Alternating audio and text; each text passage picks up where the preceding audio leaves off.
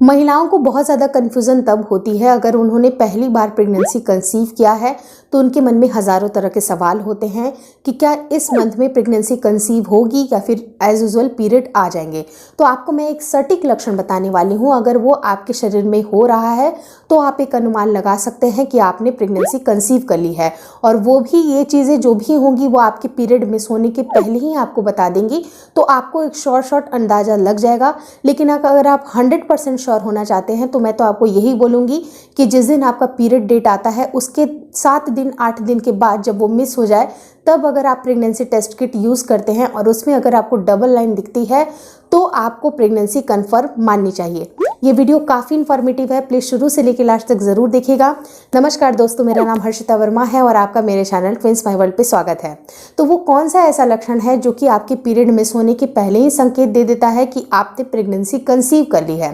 तो मैं आपको बताना चाहूँगी कि सारी महिलाओं की साइकिल अलग अलग होती है, लेकिन जब वो कंसीव करने वाली होती हैं, जब उनके शरीर से जब एग रिलीज होता है और जो मेल के सेल्स होते हैं उनकी मौजूदगी भी होती है, तो दोनों का फर्टिलाइजेशन होने के बाद से एक इम्पॉर्टेंट चीज़ होती है, उसका नाम होता है आरोपण यानी कि इम्प्लांटेशन। और जब तक आपके शरीर में इम्प्लांटेशन नहीं होगा, जो आपकी गर्भाशय होती है, गर्भाशय की जो परत होती है, वहाँ पर आरोपण होना काफ़ी ज़्यादा ज़रूरी होता है। क्योंकि जब तक बच्चे का आरोपण नहीं होगा तो बच्चा वहाँ पर पनपेगा कैसे? उसको पूरे 9 महीने की एक सफ़र को तय करने के लिए वहाँ पर आरोपित होना काफ़ी ज़्यादा ज़रूरी होता है। तो जब ये आरोपित होगा, जब इसका इम्प्लांटेशन होगा, उसके बाद आपके शरीर में बहुत सारे ऐसे बदलाव आएंगे और ये बदलाव आपको एक 100% श्योरिटी दे जाते हैं कि आपने प्रेगनेंसी कंसीव कर ली है। क्योंकि अगर मैं एक्सपीरियंस की बात करूं तो जिन महिलाओं की अगर सेकंड डिलीवरी है या फिर थर्ड है तो उनको तुरंत से अंदाजे लग जाते हैं और ये ऐसे अंदाजे होते हैं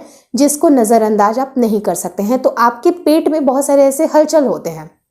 क्योंकि आपके पेट के अंदर ही आपकी प्रेगनेंसी कंसीव हुई है, इम्प्लांटेशन हुआ है। तो वो पेट का कौन सा हिस्सा है जहाँ पर आपको ये सारी चीज़ें महसूस होंगी? तो जो आपके नाभि का नीचे वाला जो पार्ट होता है वहाँ होती है आपकी यूट्रस यानी कि बच्चेदानी। तो बच्चेदानी के अंदर जब भी उसकी परत के ऊपर बच्चा आरोपित हो जाएगा तो आपको हल्की सी क्रैम्पिंग या फिर यूँ कहें इम्प्लांटेशन क्रैम्पिंग और हल्की सी आपको पेन महसूस हो सकती है। तो ये क्रैम्पिंग होती है, ये जो पेन होती है, ये ज़रूरी नहीं है कि आपको पूरे थ्रू आउट द एब्डोमेन ही हो, यानी कि जो आपके जो नाभि के निचला जो हिस्सा होता है वहाँ कंप्लीट आपको पेन नहीं होगा। क्योंकि अगर ये कंप्लीट पेन हो रहा होगा तो इसका मतलब कि ये पीरियड आने के संकेत हैं। लेकिन वहीं पर अगर किसी एक साइड में आपको पेन है, चाहे तो लेफ्ट हो या फिर राइट हो, अगर हल्की हल्की सी क्रैम्पिंग, मतलब बहुत ही माइनर क्रैम्पिंग अगर आपको फील होती है, या कई बार बहुत सारी महिलाओं को इम्प्लांटेशन की ब्लीडिंग भी होती है, मान लीजिए कि हल्की 1 से 2 डॉट अगर आपको ब्लड के दिखाई देते हैं,